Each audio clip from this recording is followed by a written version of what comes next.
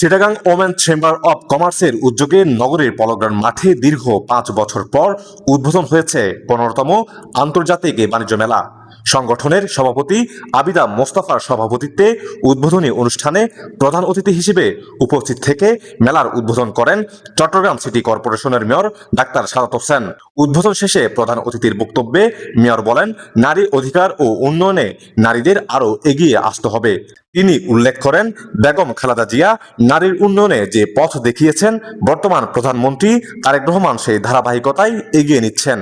আজকে যে আমাদের 18 কোটি জনগণ আছে, তার মধ্যে 9 কোটি কিন্তু মহিলা। চিন্তাটা করেন একবার, 18 কোটির মধ্যে 9 কোটি কিন্তু আমাদের মহিলারা এখন আছে। বাট এখানে আমাদের মধ্যে সাম্যের অভাব আছে।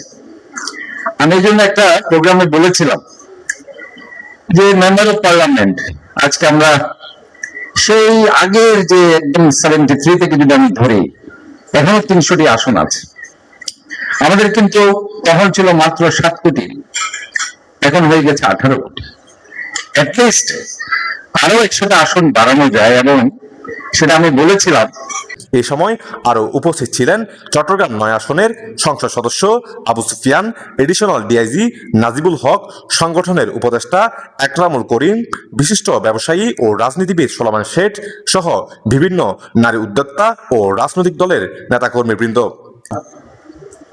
নারী উদ্যোক্তাদের এটা আমাদের জন্য, আমাদের জাতির জন্য, ভবিষ্যতের জন্য খুবই আশাপ্রদ একটি বিষয়। কারণ আমরা আমাদের মোট জনসংখ্যার অর্ধেক নারী, তাদেরকে ঘরে আবদ্ধ রেখে, তাদেরকে বেকার রেখে, তাদেরকে পিছিয়ে রেখে দেশের অগ্রগতি, অগ্রযাত্রা, উন্নয়ন এটা কোনোভাবেই সম্ভব নয়। নারী উদ্যোক্তারা যাতে আরো বেশি করে এগিয়ে যেতে পারে, সেই জন্য সরকারি বিভিন্ন সুযোগ সুবিধা করে দেবেন। আর সর্বশেষ এটা বলে, They carry an even deeper story of barriers broken, voices amplified, and futures reimagined.